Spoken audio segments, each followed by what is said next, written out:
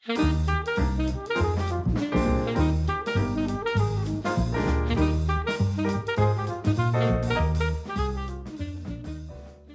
Mas Put. Pagi Mas, gimana? Pagi-pagi. Gini loh, kita ngelihat banyak pertanyaan di medsos terkait dengan gimana sih caranya masuk ke terkait dengan menjadi bagian dari Gedipa. Rekrutmen maksudnya? Betul. Betul. Oke, ada beberapa pertanyaan. Ini pertanyaannya dari teman-teman di luar. Yang pertama, kenapa tidak ada posisi untuk fresh graduate? Ada Mas. Jadi buat teman-teman dalam berapa ya? Setahun terakhir Geodipa cukup banyak nih merekrut, dan untuk fresh graduate banyak juga posisinya. Memang fresh graduate itu posisinya lebih banyak di unit. Kami punya unit di Dieng, Jawa Tengah, dan punya unit di Patuha di Jawa Barat. Kemudian udah sering apply tapi nggak lolos. Nah, itu kemungkinannya banyak ya. Salah satunya adalah memang secara administratif yang apply ini kalah dari kandidat yang lain, dan mesin engine-nya secara otomatis mengurutkan berdasarkan skala prioritas. Oke, pemberitahuannya bagaimana? Nah, ini nyambungnya mungkin kalau nggak lolos, kemudian bagaimana pemberitahuannya. Nah, ini kalau posisinya sudah terisi, baru pengumuman itu dilayangkan. Jadi kalau selama posisinya masih open, ya sebetulnya opportunity-nya masih ada. Jadi kalau sudah close, baru dia akan ada pengumuman. Kenapa pakai platform? Nah, itu pertanyaannya, kenapa zaman sekarang nggak pakai platform? Memang harus pakai platform biar kinerjanya lebih cepat, lebih efisien ya. Bayangin kalau pakai email.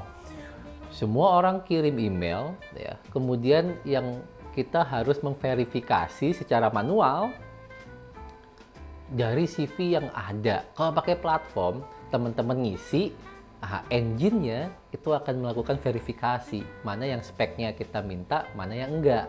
Nah, jadi kenapa pakai platform? Jawabannya harus, zaman segini harus pakai platform.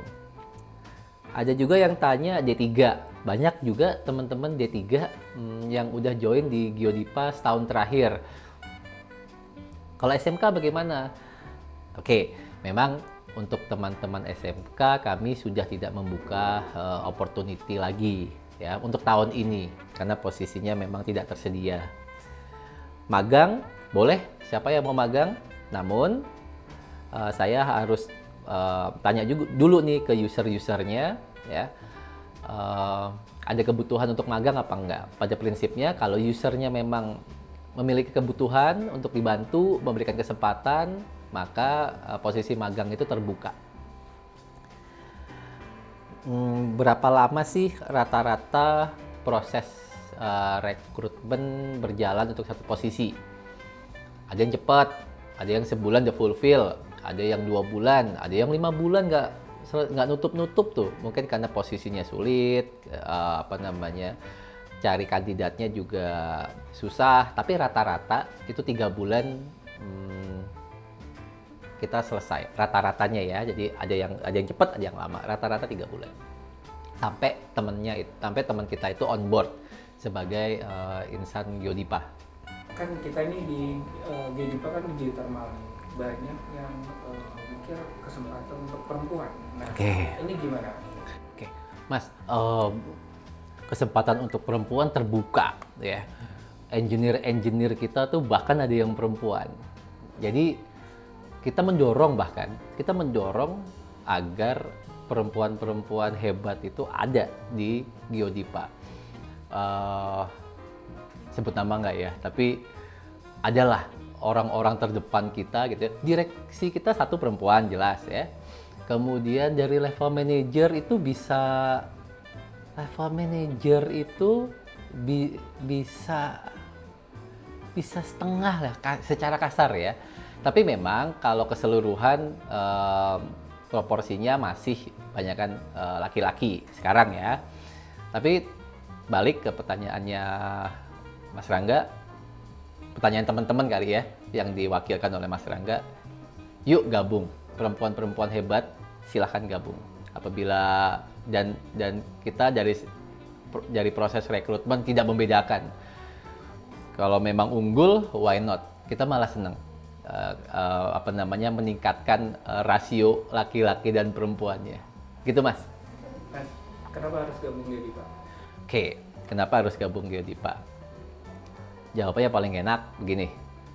Green energy. Kita sedang melakukan pengembangan.